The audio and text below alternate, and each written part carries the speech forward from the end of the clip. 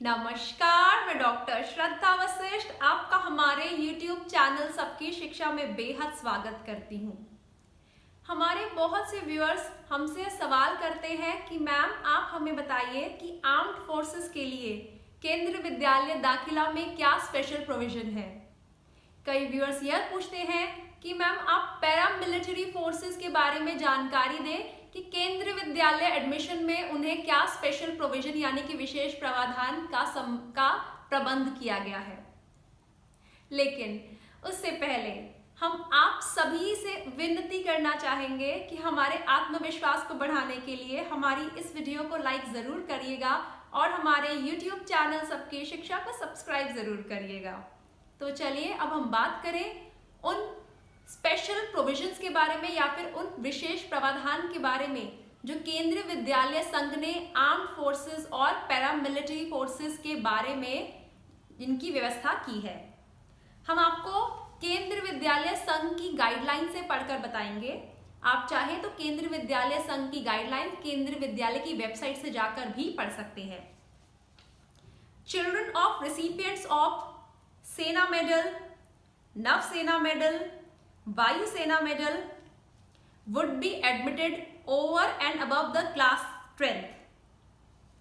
इसका मतलब है वह बच्चे जिनके माता पिता में से किसी को आर्मी की तरफ से सेना मेडल मिला हो या फिर नेवी की तरफ से नव सेना मेडल मिला हो या एयरफोर्स की तरफ से वायु सेना मेडल मिला हो, उन्हें ओवर एंड अबव एडमिशन मिलेगा। यानी कि अगर कक्षा में सीट्स पूरी भी हो गई होंगी तब भी इन बच्चों को एडमिशन मिलेगा कि कक्षा में 40 बच्चे पूरे ले लिए हैं, अब कोई सीट नहीं है, तब भी यदि यह बच्चे दाखिले के लिए आते हैं तो उनका एडमिशन होगा।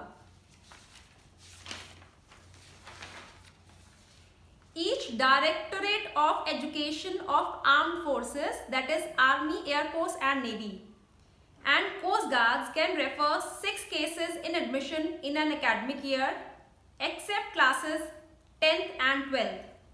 Directorate of education armed forces की होती हैं, वह 6 केस एडमिशन के लिए रेफर कर सकते हैं एक शैक्षिक सत्र में, एक एकेडमिक ईयर में, लेकिन कक्षा 10वीं और कक्षा 12वीं के केस रेफर नहीं कर सकते। The directorate of education of armed forces can recommend 6 names for admission of wards of defense personnel who are otherwise eligible for admission। Directorate of education 6 बच्चों का, डिफेंस पर्सोनल के बच्चों का नाम रिकमेंड कर सकते हैं जो एडमिशन के लिए वैसे भी एलिजिबल होने चाहिए इन केंद्रीय विद्यालय लोकेटेड इन डिफेंस सेक्टर, जो केंद्रीय विद्यालय डिफेंस सेक्टर में लोकेटेड होगा उनके। These admissions would be over and above the class 10th। ये एडमिशन भी over and above class 10th के होंगे and would be completed by 31 जुलाई, 31 जुलाई तक यह हो सकते हैं।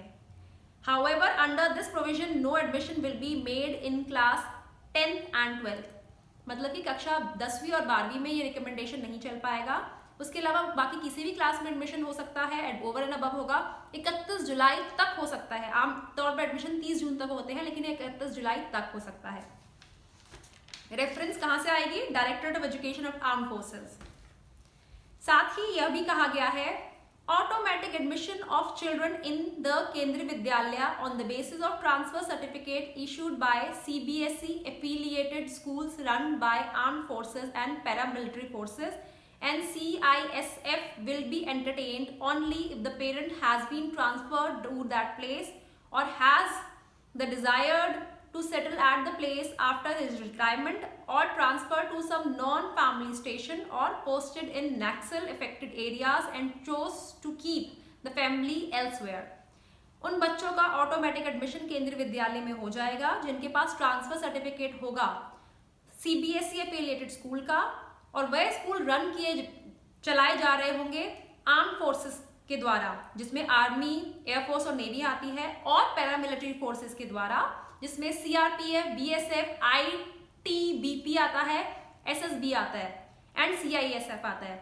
लेकिन एक शर्त भी रखी है कि या फिर तो माता पिता का उस जगह ट्रांसफर हुआ हो या फिर माता पिता ने इच्छा रखी हो कि वह रिटायरमेंट के बाद उस जगह रिटायरमेंट के बाद रहेंगे, या फिर फैमिली हो किसी नॉन फैमिली, या फिर मतलब माता पिता में से किसी का नॉन फैमिली स्टेशन पे ट्रांसफर हो गया हो, या फिर उनकी ट्रांसफर किसी नक्सल एरिया में हो गई हो, जिसे माओवादी कहते हैं, नक्सल एरिया में हो गई हो, और उन्होंने यह डिसाइड करा है कि वह अपने परिवार को कहीं और रखेंगे, अपने साथ नहीं रखेंगे, उस केस में ऑटोमेटिक एडमिशन हो जाएगा केंद्रीय विद्यालय में। उम्मीद कर रहे हैं आपको ये पॉइंट समझ आ गया होगा। एक बार फिर से बता देती हूँ कि उन बच्चों का ऑटोमेटिक केंद्रीय विद्यालय में एडमिशन हो जाएगा जो उन स्कूल से हैं जो कि या फिर तो आर्म फोर्सेस के द्वारा चला जा रहे हैं, आर्मी, एयरफोर्स, नेवी, या फिर पैरामिलिट्री फोर्सेस के द्वारा चलाए जा रहे हैं जिसमें सीआरपीएफ, बीएसएफ, आईटीबीपी, एसएसबी आता है, या फिर वो सीएसएफ के द्वारा चलाए जा रहे हैं, और बच्चे के पास ट्रांसफर सर्टिफिकेट होना चाहिए। लेकिन इसमें यह भी बताया है कि ऑटोमेटिक एडमिशन होने के लिए कुछ शर्त है, या फिर तो माता पिता का वहां पे ट्रांसफर हुआ है तब हो जाएगा, या फिर माता पिता ने यह डिसाइड करा है कि वह रिटायरमेंट के बाद वहां सेटल होना चाहते हैं, या फिर माता पिता में से किसी की ट्रांसफर नॉन फैमिली स्टेशन पे हो गई है। नॉन फैमिली स्टेशन मतलब जो आर्मी में है या पैरामिलिट्री फोर्सेस में है, आर्म फोर्सेस में है, वही वहां जाएंगे और परिवार कहीं और रहेगा, या फिर उनका नक्सल इफेक्टेड एरियाज में ट्रांसफर हो गया और वह चाहते हैं कि मेरा परिवार कहीं और रहे, उन सिचुएशंस में एडमिशन हो जाएगा। आगे लिखा है this provision shall be applicable to schools run by Indian Coast Guard also, मतलब कि इंडियन कोस्ट गार्ड के द्वारा चलाए गए स्कूल में भी यह एप्लीकेबल होगा। This provision may also be extended to the children of government employees studying in schools run by ISRO AES। यह प्रोविजन उन लोगों को भी इसका फायदा मिलेगा, उन बच्चों को जिनके माता पिता सरकारी कर्मचारी हैं और वह उन स्कूल्स में है जो या फिर तो ISRO इसरो में है या फिर AES में है, जिसे एटॉमिक एनर्जी एजुकेशन सोसाइटी भी बोलते हैं। साथ ही साथ बहुत ही साफ शब्दों में आगे यह भी लिखा हुआ गया है कि यह जो प्रोविजन है जिनके हम विशेष प्रावधान के बारे में बात कर रहे हैं, यह सिर्फ डिफेंस पर्सोनल के, पैरामिलिट्री फोर्सेस के या CISF के लोगों के बच्चों के लिए है, उनके अपने बेटा या बेटी हैं, आगे उनके ग्रैंड चिल्ड्रन के लिए नहीं है, पोता पोती के लिए नहीं है, नाता नातिन के लिए नहीं है।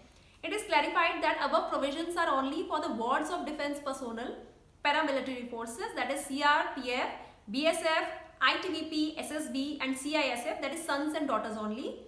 This will not include the grandchildren of defense personnel.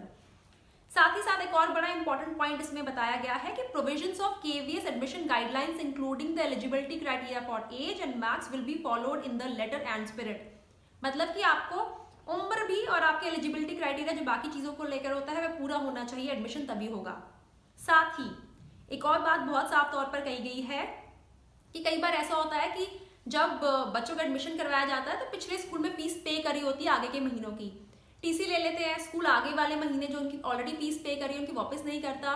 तो कई बार माता पिता बोलते हैं कि हमने पिछले स्कूल में अगले महीनों की फीस पे करी हुई है, तो अब हम यहाँ पे फीस, आगे महीनों की फीस तब तक नहीं पे करेंगे जितने महीनों की हमने फीस पे करी हुई है।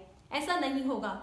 जिस दिन से बच्चे का एडमिशन होगा, जैसे बच्चे ने किसी भी तारीख से एडमिशन लिया है, मान लीजिए बच्चे ने 15 जुलाई से एडमिशन लिया है तो 15 जुलाई से फीस देनी है। ऐसा नहीं है कि पिछले स्कूल में बच्चे के फीस 31 अगस्त तक की चली गई थी तो बोलेंगे जी जुलाई और अगस्त की 1.5 महीने की हम फीस नहीं देंगे, हमने पिछले स्कूल में पे कर दी है। नहीं, आपको जिस दिन से बच्चे का एडमिशन हुआ है वहां से फीस पे करनी है, including VVN। Provisions of KVS admissions, also the fee including VVN is to be paid from the month of admission of the child in Kendriya Vidyalaya, regardless of the fact that the fee for succeeding months have already been paid in the school from which the TCs have been issued for admission to KV. TCs issued by CBSE schools of Defence Ministry Department's authority will be endorsed by concerned Deputy Commissioner of the region where the admission is sought. हमने कोशिश करी है केंद्रीय विद्यालय संघ guidelines में जहां जहां आर्म फोर्सेस, पैरामिलिट्री फोर्सेस का जिक्र किया गया है वह जानकारी आपको दे। आप खुद भी यह जानकारी खुद पढ़ सकते हैं, चाहे तो आप इसे डाउनलोड कर सकते हैं। केंद्रीय विद्यालय संघ की गाइडलाइंस है उसमें जानकारी दी है और हम उम्मीद कर रहे हैं आपको हमारे द्वारा दी गई जानकारी से फायदा होगा और आपको यह समझ आई होगी। और साथ ही हम आपको यह कहना चाहेंगे कि हम जल्द फिर मिलते हैं और बात करते हैं केंद्रीय विद्यालय एडमिशन संबंधित अन्य विषयों पर, ताकि केंद्रीय विद्यालय दाखिला आपके लिए थोड़ा सरल हो सके। अब मुझे डॉक्टर श्रद्धा वशिष्ठ को इजाजत दीजिए। नमस्कार।